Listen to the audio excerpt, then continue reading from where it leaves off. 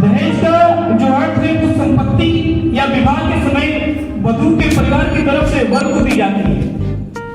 दहेज को उर्दू में जहेज कहते हैं। यूरोप, भारत, अफ्रीका और दुनिया के अन्य भागों में दहेज प्रथा का लंबा इतिहास रहा है। भारत में दहेज हुंडा या वर दक्षिणा के नाम से भी जाना जाता है तथा वधू के परिवार द्वारा नकद या वस्तुओं के रूप में वर के परिवार को वधू के साथ दिया जाता है। आज के आधुनिक समय में भी दहेज प्रथा की बुराई हर जगह फैली हुई है। पिछले भारतीय समाज में दहेज प्रथा भी विकराल रूप में है। ये जो भी हमने आपको बात बताई, ये बुक है आपकी गोटी जय, 1976 में ये लिखी गई है। इसी से हमने ये लिया है। एक कंपैरेटिव स्टडी आपका डोमेस्टिक डोमेन कैम्ब्रिज यूनिवर्सिटी में ये बुक पढ़ाई जाती है। पेज नंबर 8 से इसको हमने उठाया है। और दहेज का जो सबसे बड़ी जो समस्याएं आती है वो आपकी आती है हत्याएं, मर्डर। कह रहे कि देश में औसतन हर घंटे में एक महिला दहेज संबंधी कारणों से मौत का शिकार होती है। देश में औसतन एक एवरेज जो टाइमिंग निकाली गई है, कह रहे कि हर घंटे में एक महिला जो है वो मौत का शिकार होती है। 2007 से 11 के बीच में जो एक आंकड़ा निकाला गया है, इसमें मामलों में जो है काफी वृद्धि हुई है। बहुत ज्यादा ये केस है कि बढ़े हैं। राष्ट्रीय अपराध रिकॉर्ड ब्यूरो के आंकड़े बताते हैं कि विभिन्न राज्यों में वर्ष 2012 में दहेज हत्या के 8,233 मामले सामने आए। दहेज की जो हत्याएं हुई दहेज के लिए वो 2012 में जो अपराध रिकॉर्ड का ब्यूरो हुआ है वो 8,233 आए सामने। आंकड़ों का औसत बताता है कि 58 घंटे में एक महिला दहेज की बलि चढ़ जाती है। ये भी जो हमने आपके सामने ये लिया है, ये हमने संग्रहित पेटी का मूल्य लिया है जो 8 फरवरी 2014 को लिखा गया था, 26 फरवरी के। अच्छा, इसमें कानून क्या क्या बनेंगे, हम अपनी बात को बहुत शॉर्ट कर रहे हैं। दहेज निषेध अधिनियम 1961 के अनुसार दहेज लेने या इसके लेन देन में सहयोग करने पर 5 वर्ष की कैद और 15,000 रुपए जुर्माने का प्रावधान है। ये हमारा कानून बनाया गया था 1961 में, लेकिन कहीं पर भी आप देख रहे होंगे कि फॉलो नहीं हो रहा है। अभी जीएसटी इनकम टैक्स में भी एक रूल्स लाया गया कि जो लोग शादी करेंगे और जिनकी शादी में लगभग 5 लाख से एबव खर्च होगा तो उनको तो उसका 18% जीएसटी जो देना होगा। वो भी इसीलिए कानून लाया गया था कि इसमें जो है उसको रोका जाए, लेकिन वो भी चीज नहीं हुई। क्योंकि दहेज के लिए उत्पीड़न करने पर भारतीय दंड संहिता की धारा 498A, जो कि पति और उसके रिश्तेदारों द्वारा संपत्ति अथवा कीमती वस्तुओं के लिए अवैधानिक मांग के मामले से संबंधित है, के अंतर्गत 3 साल की कैद और जुर्माना हो सकता है। ये धारा जिसमें आएगी आईपीसी की वो 498A आएगी। फिर है कि धारा 406 के अंतर्गत लड़की के पति और ससुराल वालों के लिए 3 साल की कैद अथवा जुर्माना या दोनों, यदि वे लड़की के किसी धन को उसे सौंपने से मना करते हैं। धारा 406 आएगी, धारा याद कर लेना कि 498 आएगी फिर 406 आएगी। फिर कह रहे हैं कि यदि किसी लड़की की विवाह के 7 साल के भीतर असमान परिस्थितियों में मौत हो जाती है और यह साबित कर दिया जाता है कि मौत से पहले उसे दहेज के लिए प्रताड़ित किया जा रहा था, तो भारतीय दंड संहिता की धारा 304B के अंतर्गत लड़की के पति और रिश्तेदारों को कम से कम 7 वर्ष लेकर आजीवन कारावास की सुविधा दी जाएगी। ये भी जो हमने आपसे लिया है, ये हमने जो आपकी बुक है संग्रहित पेटी, पेज नंबर 25 से लिया है, जो आपकी अक्टूबर 2012 का मेरे पास में एडिशन है। देखिए कानून सारे बने हुए हैं, चीजें सब बनी हुई है, लेकिन यहाँ कहीं पे भी उसको अमल नहीं हो पा रहा है। अब इसी चीज में ये आता है कि कहीं पे ये भी एनालिसिस हमने किया है कि लड़की पक्ष जो है, तो लड़के वालों को जो है परेशान करता है केवल ये दहेज प्रथा के कानून को लेके, तो उसके भी बचाव है कि आप गुजारी भत्ता का कानून था उसको आप केस कर सकते हैं, लड़का पक्ष जो उसको अपने बचाव में कर सकता है, या और दूसरी चीजें हैं वो जब आप डिप्टी स्टडी करेंगे तो उसको होगा।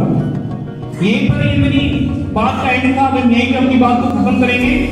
एक चीज हम आपसे रिक्वेस्ट करेंगे कि यहाँ पे कुछ साथी हमारे सीनियर भी यहाँ पे बैठे हुए हैं, कुछ हमारे साथ के हैं, कुछ हमारे फ्रेंड हैं अभी, और हम भी उसी लाइन से ही हैं। अभी एक चीज करने में एक विचार बनाइए कि आप अधिवक्ता हो गए हैं और आपको इस लाइन प्रैक्टिस करनी है। अगर कोई आपके पास गरीब व्यक्ति आता है या कोई जहेज करवाना सिस्टम आता है तो आप उसका निःशुल्क जो है उसको पूरी सहायता जो है प्रदान करिए, चाहे उसके डॉक्यूमेंट का खर्चा आपको अपनी पॉकेट से देना पड़े या जो भी हो। इससे क्या होगा कि आपकी जो आत्मा है वो भी प्रसन्न होगी और समाज में एक अच्छा एग्जाम्पल भी मिलेगा। हम लोगों ने इस तरीके से किया हुआ है, लगभग 1.5 साल चलते हुए हो गए, जो कि सभी हम लोग के पास में आए भी हैं। हमारे 3 अधिवक्ता साथी में जुड़े हुए हैं। अभी हमने जहादी का केस लिया हुआ था, उसको सॉल्व करवा दिया है और इस तरीके से केस अभी हमारे पास में और हैं। अगर हम उसको, जब मेरे पास कोई केस आता है, ये चीज हम इसलिए बता रहे हैं कि तारीफ नहीं कर रहे हैं, इसलिए बता रहे कि अगर कभी कोई ऐसी चीज आए आपके पास में तो आप अपने कॉलेज में एक बार डिस्कस कर लीजिएगा, वो फिर कॉलेज से मेरे पास में आ जाएगा या आप डायरेक्ट हमसे आके मिल सकते हैं या जो आपके और साथी लोग उनको आप बता सकते हैं। तो क्या होगा कि हम लोग पूरी आपकी सहायता करेंगे इस मैटर पे। तो आप क्या करेंगे कि जब किसी फील्ड में आप अपने आस पड़ोस में देखेंगे कि अगर कोई वास्तव में किसी कोई लड़की जो परेशान की जा रही है दहेज के लिए या किसी और चीज के लिए, तो आप उसकी पूरी की पूरी हेल्प करेंगे, चाहे उसके डॉक्यूमेंटेशन चार्जेस आपको अपने पॉकेट से ही क्यों लगाने पड़े। जब ये चीज करेंगे तो क्या होगा कि आपको अच्छा होगा, क्योंकि सभाएं करने से या सभाओं में बैठने से या तालियां बजाने से दोस्तों बात बुरी, मेरी बात बुरी ना लगे आपको, इससे जो समाज में जागरूकता नहीं फैलेगी। समाज में जागरूकता तभी फैलेगी जब आप खुद आगे बढ़ेंगे, जब आप एक कदम आगे बढ़ेंगे तभी क्या होगा कि आप समाज को आगे लेके चलेंगे। क्योंकि अभी आप उस कंडीशन में हैं, कहा जाता है कि जो नव युवन यानी कि जो जवानी का टाइम होता है कि अगर आप जमीन पर भी पैर मारे तो क्या होगा, पानी निकलेगा। सभाओं से आने का मतलब या सभाएं करने से मतलब नहीं है, आपको उसको प्रैक्टिकल लाइफ में दिखाना है और प्रैक्टिकल लाइफ में आप तभी दिखाएंगे जब आप उस लाइन पे आएंगे। पहले तो अपने आप को आप जो है सही से रखें कि आपको कहीं दहेज खिलाने से ना पड़ जाए, ठीक है। और अगर कोई अगर पड़ा हुआ है आपके आस पड़ोस में तो आप उसको पूरा एनालिसिस करके देखें, सही अगर कैसे तो आप उसको ले लीजिए। और जब आप ये काम करेंगे तो आप देखेंगे कि आपकी प्रशासन में, आपके मोहल्ले में और आपके आस पड़ोस में बहुत ही अच्छी आपकी वो होगी। बस इसी के साथ अपनी बात को खत्म करते हैं। धन्यवाद। जय हिंद, जय भारत।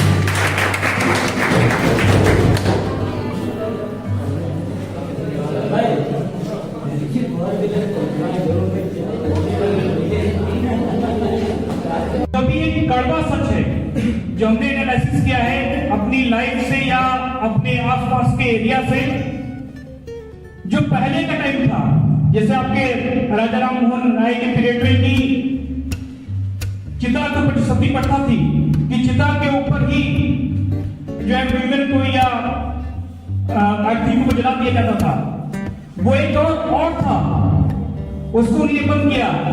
लेकिन आज आप समझ लीजिए कि बतौर अगर राजा राम मोहन राय ने खत्म किया था, लेकिन वो अभी तक खत्म नहीं हुआ है। अब उसका एक और मॉडर्न तरीका आ गया कि आप अल्ट्रासोनिक के जरिए पहले से आप पता लगा सकते हैं कि क्या है जेंडर, क्या है फीमेल है या मेल है। उसको जो है आप मेडिसिन के जरिए या और जो तरीके ऑपरेट करके आप उसको खत्म कर रहे हैं। तो वो दौर एक और खतरनाक था, लेकिन ये दौर इस टाइम पे और ज्यादा खतरनाक है।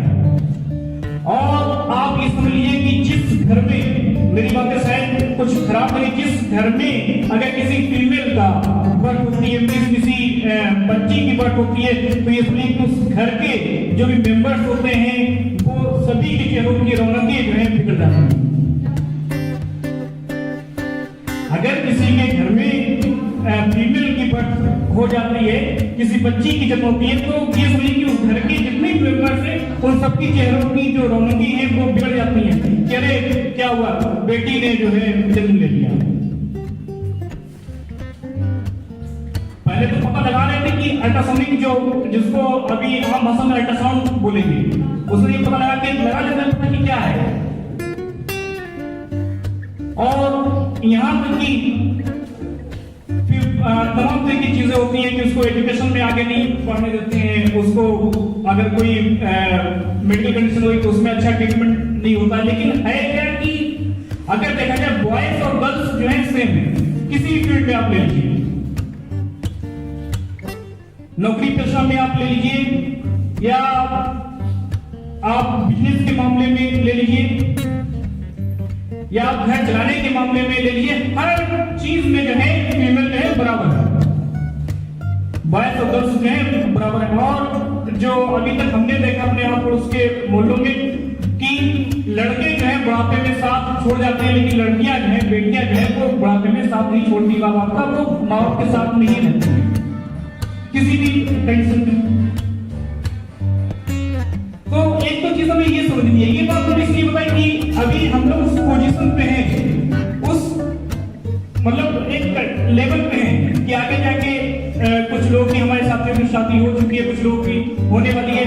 तो ये जो भ्रांतियां हमारे समाज में फैली हुई है, इसको पहले तो हम खुद खत्म करेंगे, फिर क्या करेंगे कि हम उसको अपने समाज में भी लोगों को समझाएंगे, जागरूक करेंगे कि भाई ये भेदभाव जो है कुछ नहीं है। और जो मेंटालिटी एक बनी हुई है कि हम बहुत गरीब हैं, हम बच्चे को कैसे पालेंगे, जहेज कैसे देंगे, तो उनको बताइए कि आप जिस तरीके से लड़कों को कामयाब करते हैं उस तरीके से आप बेटियों को भी कामयाब करिए। और लड़कों की और लड़कियों की शादी में कोई ज्यादा अंतर नहीं है, हमने ये भी एनालिसिस करके देखा है। अगर आप सब लगाएंगे तो एक माँ बाप को लड़की का घर बना के देना पड़ता है, उसके लिए ज्वेलरी बनानी पड़ती है, मतलब जो लड़की ली जाएगा, ठीक है, उसको एक अच्छा कारोबार करवाना पड़ेगा, या उसको पढ़ाई लिखाई करवानी, तब जाकर उसकी शादी होगी। वैसे ही अब जिससे कि लड़का का भी होगा उसमें क्या लड़की का भी करिए, लड़की का भी अगर आप जहेज दे रहे हैं तो या तो आप उसको रोकिए और नहीं तो आप उसको भी कामयाब करिए उतना। और अगर सही से अगर ध्यान दिया जाएगा तो आप ये समझिए कि एक लड़का जो है वो कम कामयाब होगा, लड़की क्या है वो जल्दी कामयाब हो जाएगी। इसी के साथ ही अब जो दहेज प्रथा है उसके ऊपर हम ध्यान लेंगे आपका।